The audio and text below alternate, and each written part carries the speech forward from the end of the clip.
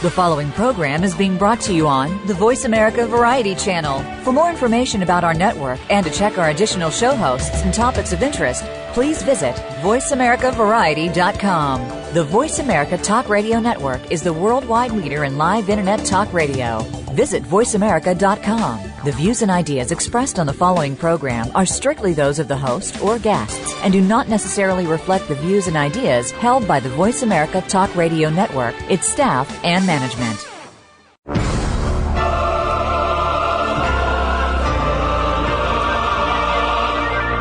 Welcome to Crime Prevention 101. We're so happy you joined us this week. Over the next hour, you'll learn the tips, tricks, and vital information that will help you keep yourself confident and safe. Now, here's your host, Susan Bartlestone. I'm your host, Susan Bartlestone, and I'm so glad that you decided to tune in and hang out with me for a while, because it's my great privilege to spend the next hour with you, helping you keep yourself safe. Now, this show is airing on New Year's Eve, and it's hard to believe that 2009 is just about over. It's been an amazing year for me, and doing this show for you has been a real gift. I got to meet so many incredible guests, some of whom have even become friends, and I learned so much about the triumph of the spirit under the most horrible circumstances imaginable. But 2010 is right around the corner. And I hope it's a year of revitalization for you, of the flesh if you're hurting, of the spirit if you're suffering. And if neither of those applies to you, I hope it's a year in which you appreciate your many blessings. Now, I know that no one wants to think about crime and violence on New Year's Eve. But hang in there with me, because I'm going to introduce you to 3 courageous people who want to tell you their stories tonight. People who've been victims of terrible crimes like home invasion, kidnapping, or trauma to their children and community, but who went on to triumph and are now helping others do the same. These are stories of strength, determination, and guts, and I constructed tonight's show purposely to give you encouragement. So if you're listening on New Year's Eve or whenever, grab some champagne, lean back and relax, and let my guests inspire you so you can ring in the new year with that inspiration. And if you know someone who should be listening who might not be, why not send out a text message about us? Send an I am. Start tweeting if you're on Twitter. Anything so that they can join us too. First up, I want you to meet Ellen Snortland from Pasadena, California. After a thwarted burglary and attempted assault in her home, her life was transformed. She went from being clueless about her personal power to becoming an internationally known advocate for women and girls' personal safety. She's the author of, among others, the classic book Beauty Bites Beast, Awakening the Warrior Within Women and Girls. I think it was first published in 1997. She'll correct me if I'm wrong. She's a Goodwill ambassador for the National Women's History Project and much, much more that she's going to tell you about herself. Ellen, welcome to Crime Prevention 101. Hi, thank you. I want to thank you for having a show like this. It's so important that women and girls know that they are endowed with certain human rights that includes keeping themselves safe from harm. So thank you so much for doing what you do. It's a true gift to me to do this show. Yeah, well, we appreciate it. Now, Ellen, let's go back to the beginning. Tell me what happened to you, the attempted home invasion, assault, that changed your life. Well, it was one man. So in California, Los Angeles especially, is so spread out that married couples frequently take 2 cars and meet for dinner and then go home. So we came home in 2 cars, my husband and I, at midnight, and he drove in first, I drove in second, and he comes and tells me to stay in the car because he's noticed that the car, the door to the house is open and that he sees a rock and somebody's broken the window and somebody's in there. And I froze. Now, I should have said, get in the car, we're backing out of the driveway, we're going to the police station. But no, I froze because, as you and I both know, when you're under stress, you get adrenalized and you don't think very clearly because adrenaline is not designed for intellect. It's designed to prepare you to, flee or fight. Well, he goes into the house. And then I'm sitting there and wondering what's happening to him. I can't stand it anymore.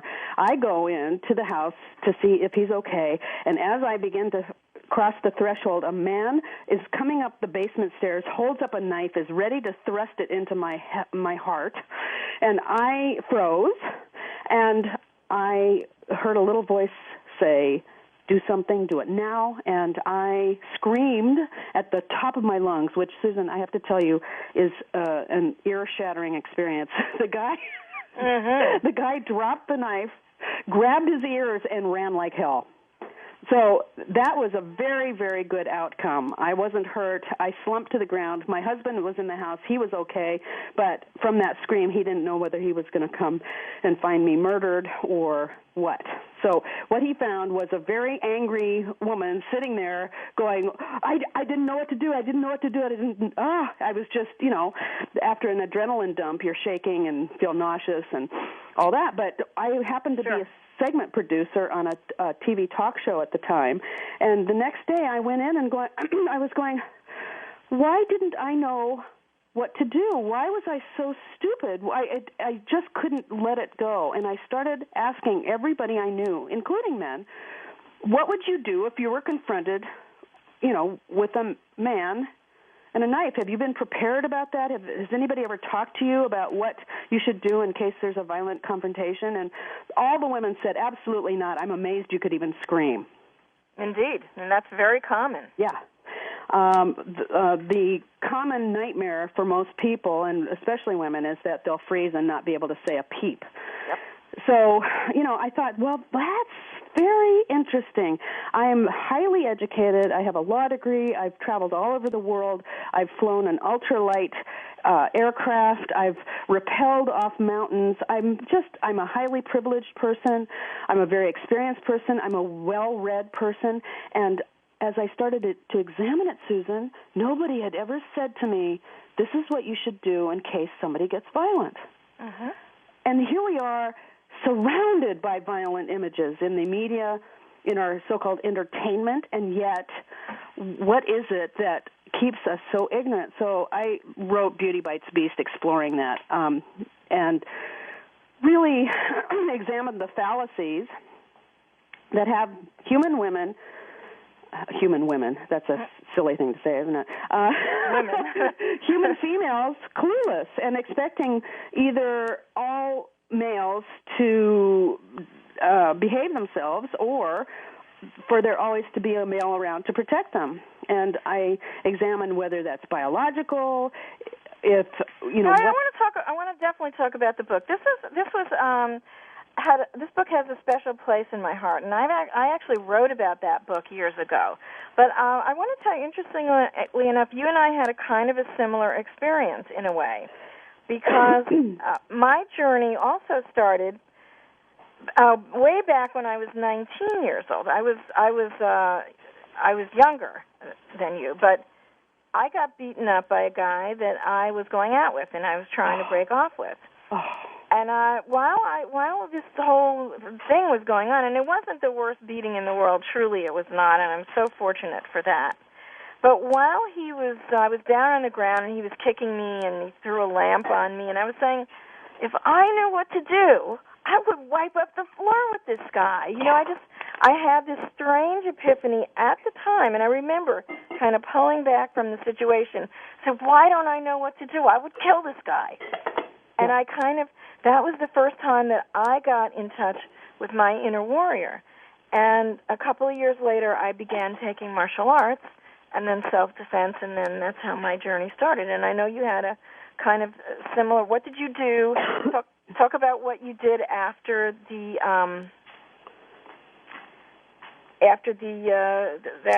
that incident.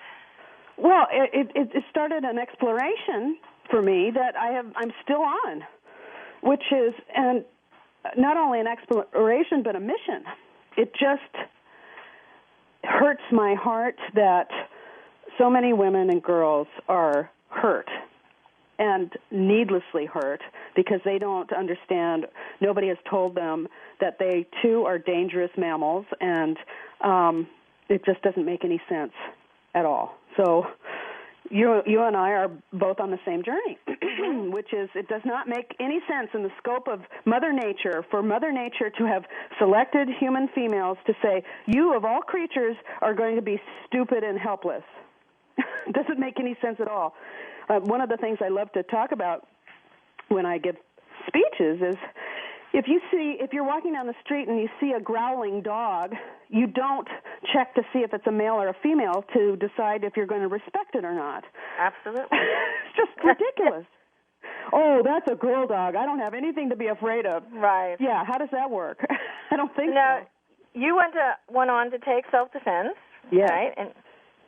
And be an instructor. Where did you train? I trained with Impact Personal Safety in Los Angeles, okay. And I still work with them. Lisa Gaeta is Impact Personal Safety I call my mothership, and Lisa Gaeta is the CEO of Impact Personal Safety, which is now a 501c3. And I'm on the board, and I'm also getting recertified to be an instructor. I had been really not instructing for a long time because I figured there are a lot of people that are much better instructors than I am in some ways, and I have a really big mouth, so I should take I should take my strength and do what I can. I kind of dubbed myself the spokesperson for women's self-defense.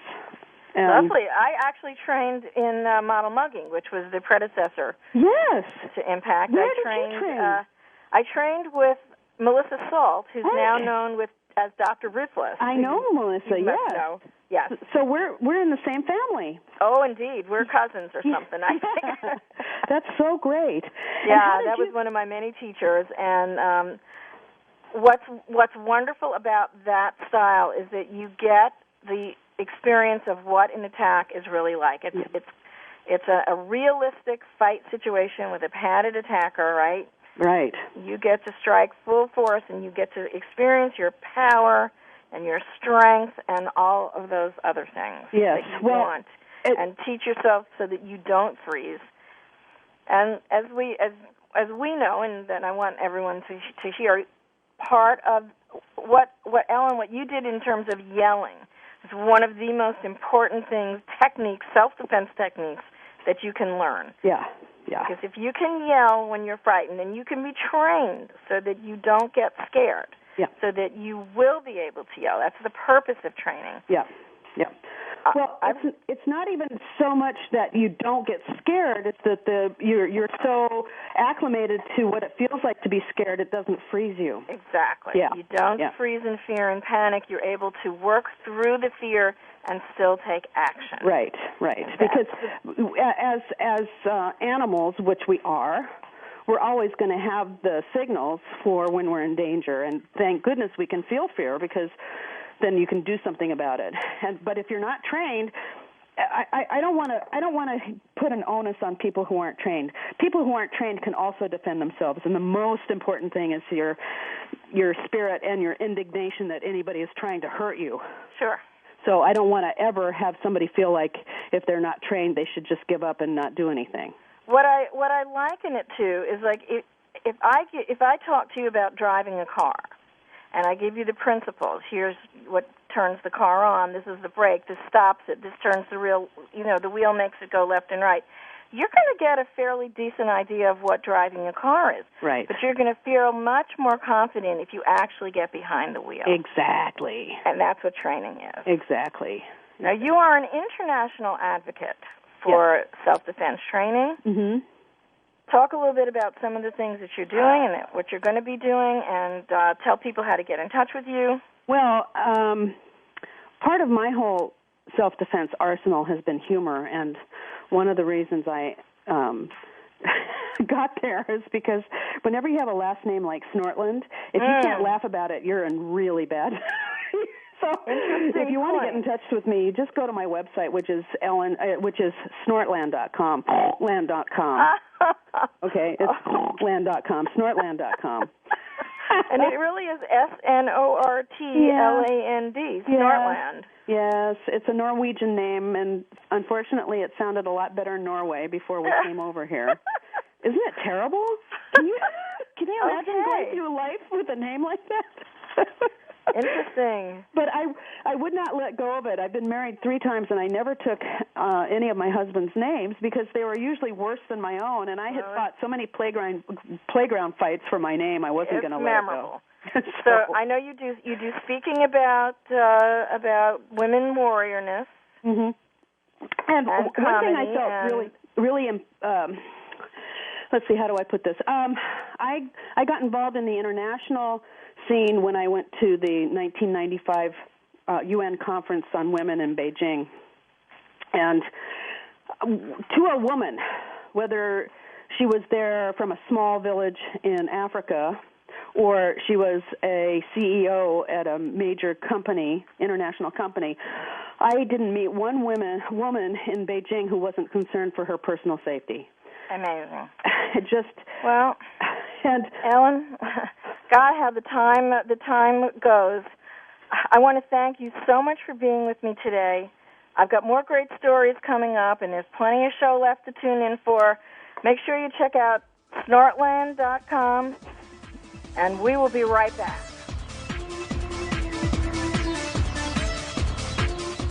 Talk, talk, talk. That's all we do is talk. If you'd like to talk, call us toll-free right now at 1-866-472-5787. 1-866-472-5787. That's it. VoiceAmerica.com. After more than 17 years' experience teaching safety skills to thousands of women and men, crime prevention and personal safety expert Susan Bartlestone concluded that by thinking and responding quickly, ideally within 20 seconds, potentially violent criminal encounters can be prevented.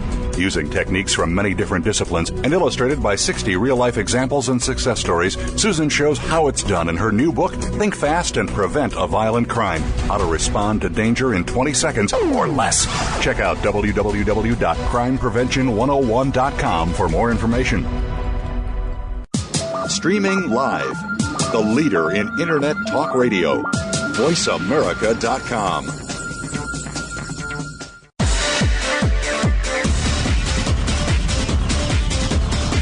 You're listening to Crime Prevention 101 with Susan Bartlestone. Susan would like to remind you that no absolutes exist in a crime scenario, and no advice can possibly address every variable. Each situation should be evaluated individually and responded to in a way you instinctively judge best. It's Susan's aim on this show to provide you with the information and options that will help you make that instinctive assessment quickly and safely. And if you're already a survivor of the kind of crime we're talking about on the show today, or any other crime for that matter, please remember that there are no right or wrong responses in a criminal encounter, and nothing that happened to you was your fault. Even if you think you used bad judgment in a situation and left yourself vulnerable, that's never an excuse for a crime or for violence.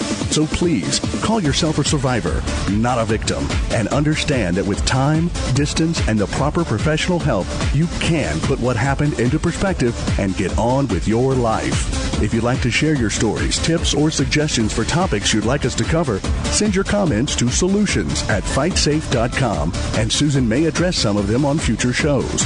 That email address again, solutions@fightsafe.com. Now, back to Crime Prevention 101. Hi, Susan Bartlestone here. And if you're just tuning in, this is Crime Prevention 101. And if you missed the websites that I give out on the show, don't worry, because I'm going to list all my guest websites from my blog site, crimeprevention101.com. And from there, you can share each and every show on your Facebook or Twitter page. You can email it to friends. You can post it on your pages. And don't forget to follow me on Twitter and Facebook, because I would love to have you as a friend. I also, and before I bring on my next guest, I also want to just tell you very quickly about my friends at My Mobile Witness. And this is a free service that transforms your camera cell phone into a personal safety device. For example, if you're in a stalking situation, if you have an order of protection against someone, If you witness a crime happening, or if you just find yourself in any kind of situation that might be potentially dangerous, you're going to want to check out My Mobile Witness. And special offers are available for colleges and universities. It's really a hugely important thing on campuses. Go to mymobilewitness.com for more information. All right, next up, I want you to meet Kim Estes from Bellevue, Washington. In 2006, a man came onto Kim's child's elementary school grounds, exposed himself, and tried to lure 2 young girls away. The man was eventually caught and convicted, and it was discovered that he'd been doing this for years and had hundreds of victims. Shortly after that incident, the children of a good friend of hers were unknowingly photographed by the infamous Jack McClellan. Their photos were sexually rated and posted on his How to Find Kids pedophile site. She was devastated and fed up and decided to form a nonprofit organization called Peace of Mind, which has been providing child safety workshops for parents, teachers, and child care providers around the Northwest. And they're going to be going nationwide in 2010. Welcome, Kim, to Crime Prevention 101.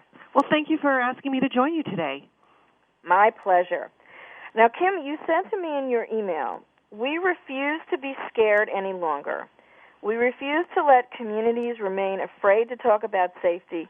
We wanted to educate parents so they could empower their kids.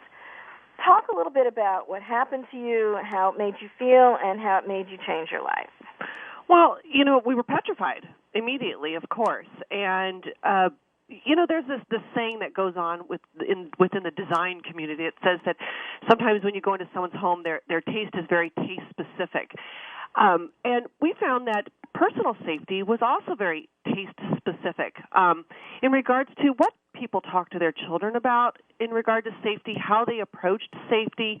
And a lot of it was based on what they saw in the media, what they read about, maybe their personal experiences, their environment to where they lived.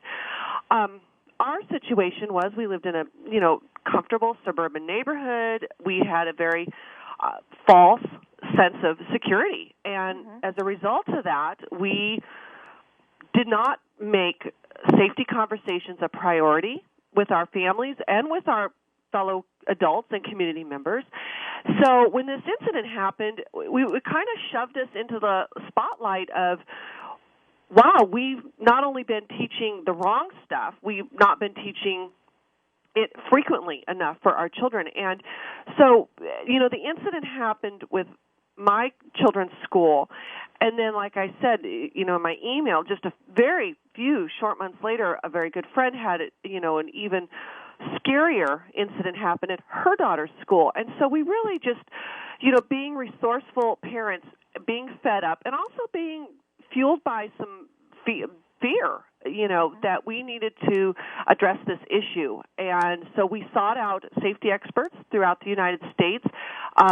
Many of them graciously met with us. We flew out to be trained, and we gathered as much information as we could to help us go back to our community and start really talking about personal safety with families, with community members, with caregivers, and with any adult who wanted to learn about making a safer environment for our communities. And that's how we got started. So we were accidental activists. Unfortunately, that's how I can't tell you how many stories like that I've heard after some terrible thing happened. I'm going to talk. I want to talk a lot about peace of mind, but I just have to go back. This Jack McClellan thing. I remember this name. I mean, this is a website, and parents should know about these kind of things. There are websites like this around, right, where they photograph kids and it's a dirty underbelly, and it's one that was very frightening. We didn't know existed. We quickly found out that the laws really are not there to protect children. There's a lot of freedom of speech issues involved. There's a lot of just anonymity on the internet, and it made prosecuting or charging or even finding these people very, very difficult. So, initially for just a heartbeat, we thought, we're going to change the laws, but we realized that could be a process that would take years and years and years and still may never happen. And we realized where the real power lies is within prevention. I think we lost a bit of your you were talking about we're talking about the finding these pedophiles. Right. They're very difficult to find. There a lot of them are based outside of the country.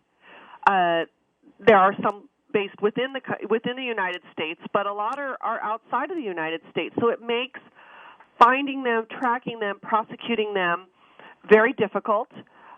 And a lot of free speech laws protect them, even though what you would think is an atrocious thing that they're doing, photographing and rating and telling people how to find these children, it's not illegal. So the power to protect is falling within the prevention. We need to talk about prevention with our families and try to let this stuff not happen in the first place. Great. Now talk about peace of mind. Talk about some of the workshops that you do and kind of the way that I know you call it non-scary, non-threatening. Talk about how that concept is. Well, parents often don't know what to talk about with their kids, or they're afraid that by bringing this subject up, they're going to frighten their children. They kind of treat it as a one-time conversation that they need to have, or they don't know where to start. And so that's where we kind of, bring parents to the table in these workshops. We meet with churches, we train caregivers, we train homeowners associations, just anywhere where there's adults who care about the children in their community.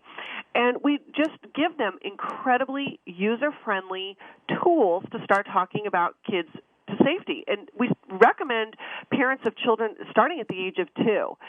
And I think the most surprising thing when parents leave our workshops is that they realize that safety is fun, prevention is empowering, and that there are really simple steps that you can take in talking to your kids on a daily basis. Just a couple of quick tips that I will tell you that we do is one of the things we recommend with parents with very young children is starting to help kids point out a safe mom with kids in the grocery store. It's a fun game. Kids love it. And what you're doing is introducing your children to the concept as they get separated from you, whether it's in a store or in an event, that they know what to do. And this gives the child some confidence so that if they are separated from you or their caregiver at that moment, that they can actively seek out a safe adult and get reunited with you. And so by introducing the concept of finding a safe mom with children in a store, gets them comfortable, and they know what to do. So that's like an easy game with a small child you can play, and they have a blast. And a lot of times they're very funny about it. They'll point to somebody that's, clearly not, they'll point to the shelf, or they'll point to a dog or something like that's not a safe mom with kids, and you can make it fun. Something you can do with older children is do a daily debriefing with your kid. What was the best part of your day? What was the worst part of your day? That. And it's fabulous. It is truly, people are like, how does that have to do with safety? And the thing that we try to remind parents of is that children, when they are presented with a problem, don't always present it to you in a tidy package. They may not know how to articulate something that's going on, whether it's bullying or somebody is threatening them or they've been abused. They don't know how to approach it. So by giving a child a platform or a safe place to come talk to you every day, they know it's coming. I know my mom or I know my teacher is going to ask me, what was the best part or the worst part of your day? They're sharing with you, and they may give you little glimpses of what's going on. And you might be able to pick up from those conversations when something isn't right. And kids, when there is something... You're actually teaching the parents to be sensitive to that. Exactly. Well. Yes. How can people get a hold of you, Kim? Well, the best place to reach us is at our website. We have a ton of information on there, and that's www.pomwa.org. PeaceOfMindWashington.org. It's an acronym for Peace of Mind Washington. We have contact information through our email, and there's lots of safety tips on there to help parents get started. And you will go anywhere to do these workshops, correct? Correct. Right. We have things set up nationwide this year. So that was POMWA.org. Peace of Mind Washington. Yes. .org. All right. That is fantastic. Kim, I thank you so much for being here on the show with me today. Well, thank you. If there's any other way that I can help you out, I want you to let me know, because that's also what I'm here to do. When we come back, I've got more amazing stories for you. Don't even blink.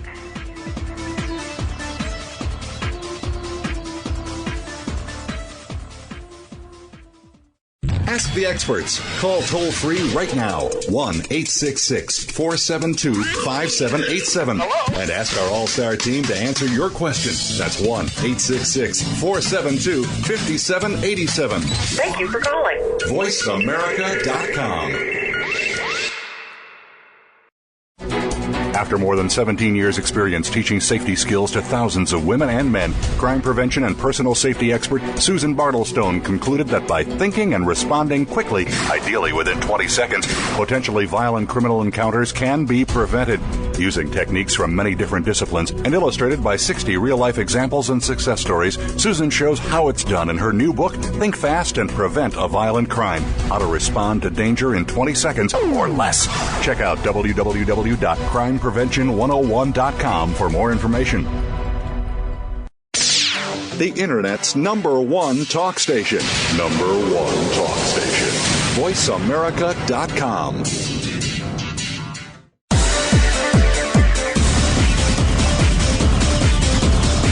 You're listening to Crime Prevention 101 with Susan Bartlestone. We invite you to share your stories, tips, or suggestions for topics you'd like us to cover, and Susan will address some of these on future shows. Send your story or idea to solutions@fightsafe.com. That email address again is solutions@fightsafe.com. Now, back to Crime Prevention 101 with Susan Bartlestone. This is Crime Prevention 101. Thanks for tuning in today. And don't forget to check out my blog site, crimeprevention101.com, where you can look at what we've been talking about, get more information about show topics. I'm going to have pictures of my guests and link to them. And you know what? You can also get on my mailing list from there, or you can email directly to me. So make sure you check it out. Now, last but not least on the show today, I want you to meet Michelle Renee from, I think it's Encinitas, California. Michelle went from being an abused runaway teen, at times actually homeless, to becoming an award-winning banking executive and branch manager of a large bank.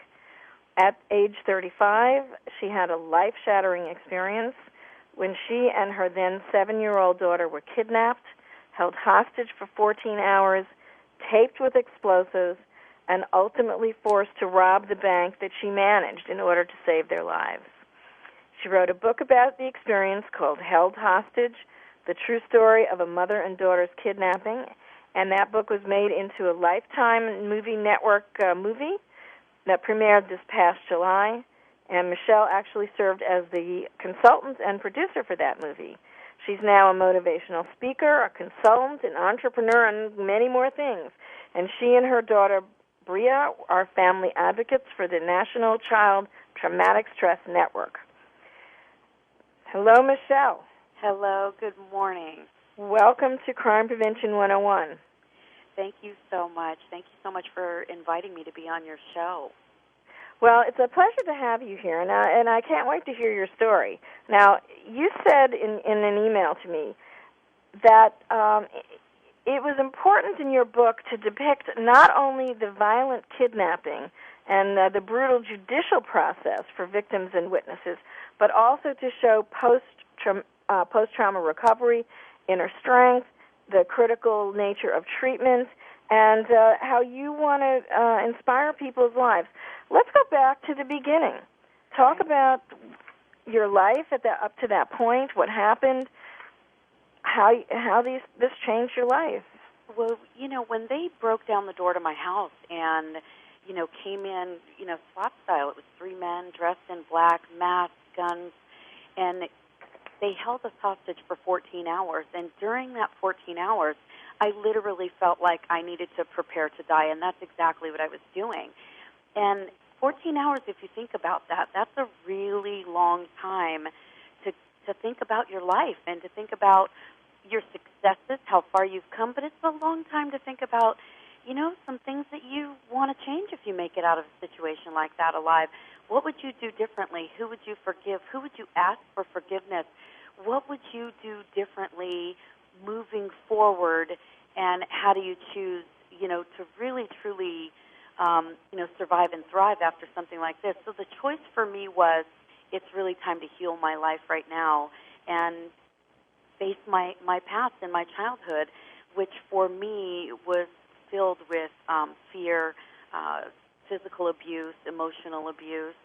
There was a lot of domestic violence in my home. My mom would numb herself to sort of check out, so it wasn't like I could go to my dad. He was violent, and my mom was, emotionally unavailable. And it was, my brothers and sisters and I, we kind of just had each other, and we still do to this day. But I had to figure out, how to heal my life and what I needed to do if I made it out of that situation alive, differently, more positive, more self-loving, and begin to set boundaries in my life. Now, did they actually catch these guys? This is a tremendous way to go for a robbery. I was actually stunned when I read this because, and I'm amazed that you made it out alive because you were certainly able to identify them. What actually happened? What was the aftermath of this? I'm stunned I made it out alive too. That we made it out alive too. But the aftermath was, finding out that they'd been stalking us for about 2 months.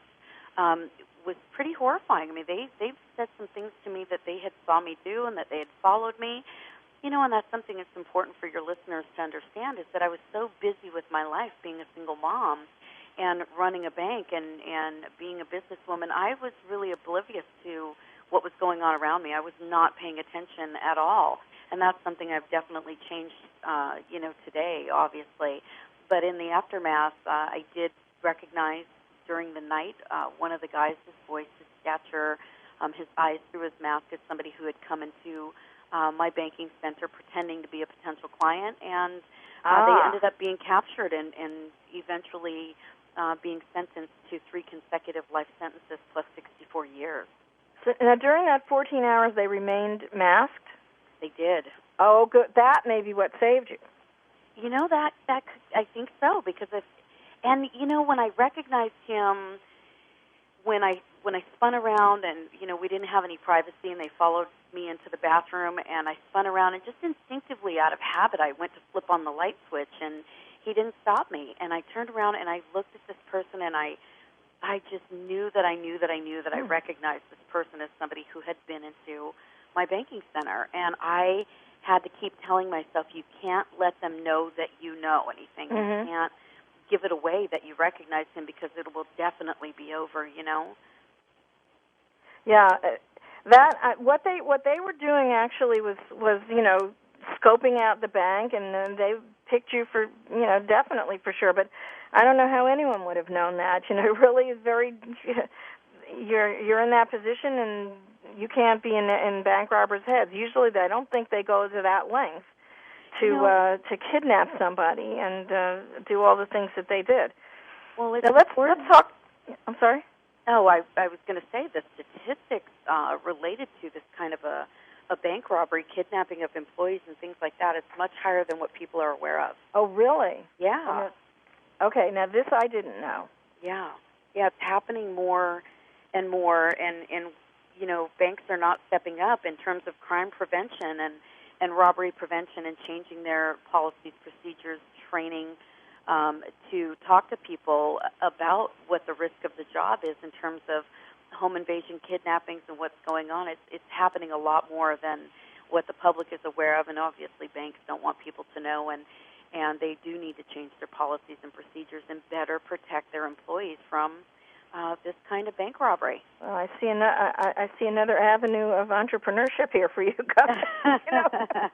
I'm not kidding, Susan. I'm always thinking. Yeah, well, that was one of your bio things, and why don't you and I talk about that a little bit sometime off air? Sure. But let's go back. Tell me how you coming from the difficulties in the childhood to the trauma of this incident. How did you put the pieces back together? You know what? It's about choice for me, and it's always been about choice for me. And when I chose to run away, I wasn't just running away because I wanted to be a wild teen or anything. I wanted to get away from an abusive situation. And unfortunately, my first boyfriend I went straight into another abusive situation, just like so many young girls and women do. But I recognized then that this is never going to happen to me again. I am going to break the cycle, and I'm going to do whatever it takes. And that's exactly what I did, and I said, I want a professional job. I'm not going to become a statistic. And I think you really have to just tell yourself, I deserve better than this. You have to love yourself enough to know and understand that you deserve a life of joy and not abuse. And that's exactly what happened. I just made a choice that I wasn't going to settle for that kind of a situation ever again, and I haven't since. Coming into this situation with this abuse and this violent trauma and the assault on myself and my daughter, it was different because something that was happening to my daughter, I couldn't protect her, I couldn't save her from them. And all the trauma from my dad and being abused, that all came surfacing. Sure. And I hadn't really dealt with it on a deep level until the kidnapping happened. And when they broke down the door, they really broke open Pandora's box, and post-traumatic stress started setting in, and I started really, really spiraling into post-trauma, and I didn't know what was happening to me, and I didn't know if I would ever be normal again, and I felt for the first time I really need help. And I ended up going into the Chadwick Center in San Diego, and it's a trauma center for children and families at Rady Children's Hospital, and they took my daughter there to videotape her testimony for the FBI. And while I was there, the lead trauma therapist came out and said, "Are you okay?" And I just looked at her and I said, "No, I'm not okay. I'm having nightmares. I'm having hallucinations. I still hear their voices. I can still smell them. My daughter's hearing the swishing of their nylon pants walking around. We're not okay." And it took 2.5 years of therapy for us to finally get to a point where we were able to say, "We're okay. We can do this. We're gonna make it, survive, and yes. we're gonna do something positive with this." Now you are both your. Now, how do you pronounce your daughter's name? Is it Bria? Bria. Bria. Yeah. You and Bria are both. And how old is Bria now? She's now 16. Wow. I have a teenager, almost driving. Yeah, good. And you are both family advocates for the National Child Traumatic Stress Network. Talk a little about that. The National Child Traumatic Stress Network is really designed to educate people about post-traumatic stress disorder as it relates to the youth population that have survived being abused and have survived community violence, family violence, those types of things. They experience it at a level that people don't understand. And like my daughter's school, no one understood that she was going through post-trauma. And, they do a lockdown situation at her school as a drill. They don't understand why my daughter is turning ghost white and feels sick to her stomach and can't concentrate and can't function in school. It's because she's having an episode of post-traumatic stress disorder where she was just triggered. And so we've really had to educate her teachers and the schools, and that's what the Child Traumatic Stress Network is all about, educating the community about what PTSD is, specifically as it relates to the youth community. You want to give out a website for that as well? NCT, National Child Traumatic Stress Disorder.org. NCTSN.org, that's what it is. Okay. So it's kind of a mouthful. And then I actually started Rock to Stop Violence, and that's an annual event that's coming up where we invite the youth to come out to a rock and roll benefit concert with with music, art, and fashion, and it's all to get people to stand united for nonviolence. And I know that you are a motivational speaker. I am. And consultant and serial entrepreneur. You want to give out your website so that people can find it? Yeah, please log on to michelle-renee.com. You can sign up for my newsletter. It's an inspirational newsletter. It comes out with, tips and quotes, and I interview what I call Dream Big Women for my Women Who Dream Big Spotlight, and, you can learn more about other women doing amazing things. But please log on to my website. All the info is there, Facebook, Twitter, all that. So it's michelle-renee.com. And where can they get Held Hostage, the true story of a mother and daughter's kidnapping? That the movie was based on. Same website? They can go to my website if they want a signed copy. I can go ahead and send out an autographed copy for a family member or a friend. They can go ahead and order it and tell me who they want that autograph to, so they can do it that way through my website, or they can go to Amazon.com or Barnes & Noble or any of the big booksellers. Okay, I'm going to put a link to it on my crimeprevention101.com website as also. Thank you. What was the reaction to the movie? It aired this past July? Yeah, it aired this past July, and it just sold to Canada, so it's going to be shown all over Canada. And just finished filming another project for Japanese television, and it got 4 out of 5 stars. The reaction has been fantastic.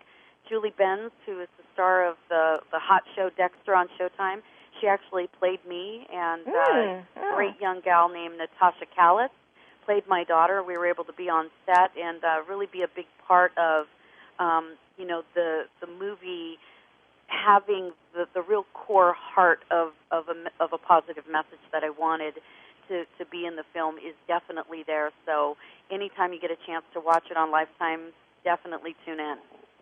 Oh, fantastic. I think I will make sure I set my VCR for that. Michelle Renee, thank you so much for being on Crime Prevention 101. If there's anything that I can do to help out what you're doing in the future, just let me know, okay? I will, Susan, and same right back to you. I'd love to, meet you in person someday and see what we can do together. Let's talk. Okay. All right, this is Crime Prevention 101. I've got a couple of more stories for you coming up, so do not touch that mouse.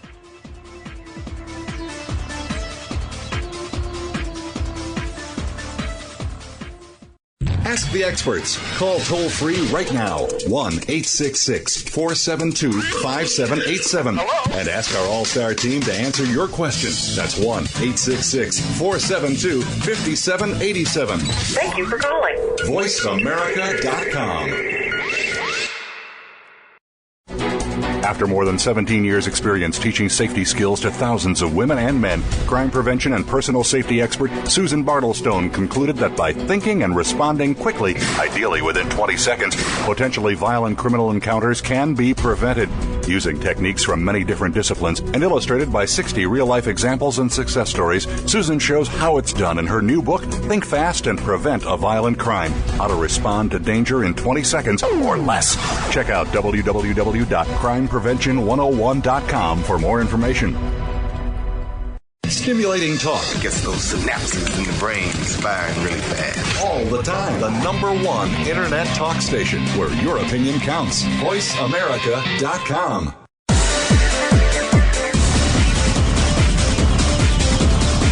You're listening to Crime Prevention 101 with Susan Bartlestone. We invite you to share your stories, tips, or suggestions for topics you'd like us to cover, and Susan will address some of these on future shows. Send your story or idea to solutions@fightsafe.com. That email address again is solutions@fightsafe.com. Now, back to Crime Prevention 101 with Susan Bartlestone. Welcome back. This is Susan Bartlestone.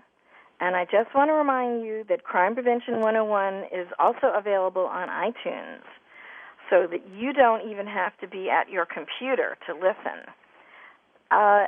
We're coming down to the close of the show, and I want to tell you that, God, I can't believe how wonderful the stories are today. To me, it's so empowering to hear about the stories of people going through these things and turning around and triumphing. And when I put out the call for people who wanted to tell their story. I got inundated, and I got so many that I couldn't put everybody on the show. And there were 3 that kind of stuck out for me, 3 or 4 that stuck out for me, and I wanted to just read a couple of the stories that even though I couldn't have them on the phone on the show with you.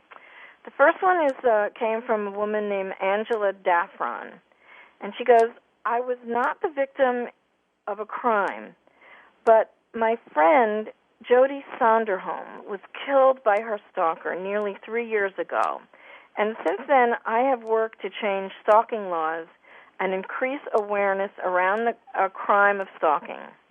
So far, the laws in Kansas, which is where Jody was killed, and New Mexico, where I lived until recently, when I was actually forced to relocate to escape my own stalker,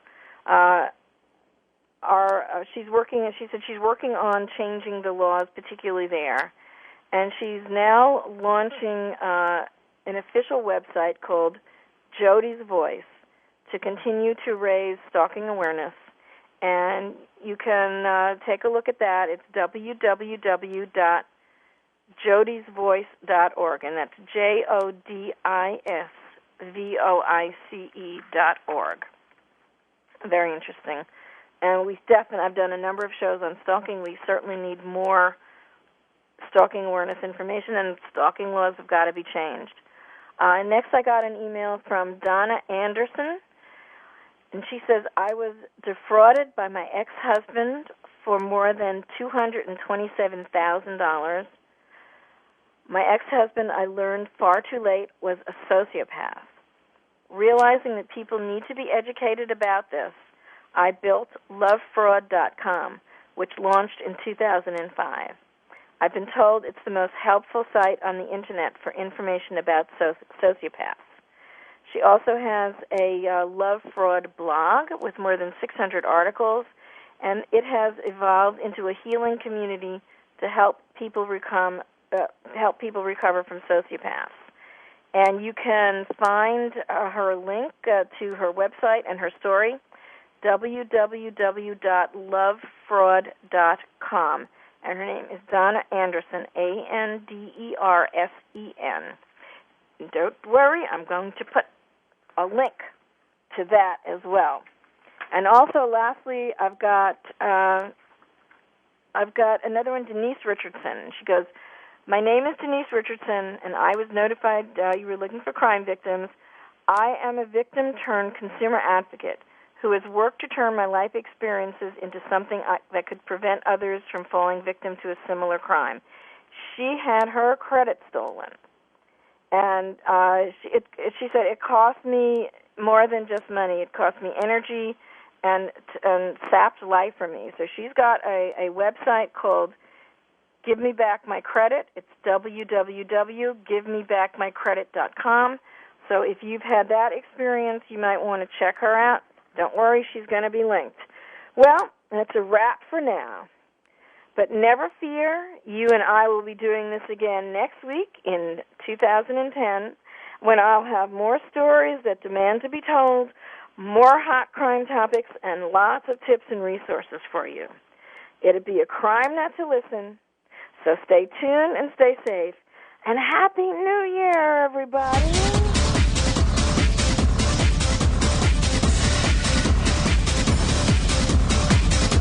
We hope you got some useful information and inspiration this week on Crime Prevention 101. Susan Bartlestone invites you to join us again next Thursday at 5 p.m. Pacific and 8 p.m. Eastern Time here on Voice America. If you want to learn more about Susan's guest, sign up for her newsletter, or find out about upcoming teleseminars and workshops, go to www.crimeprevention101.com today. Have a great week and a safe week.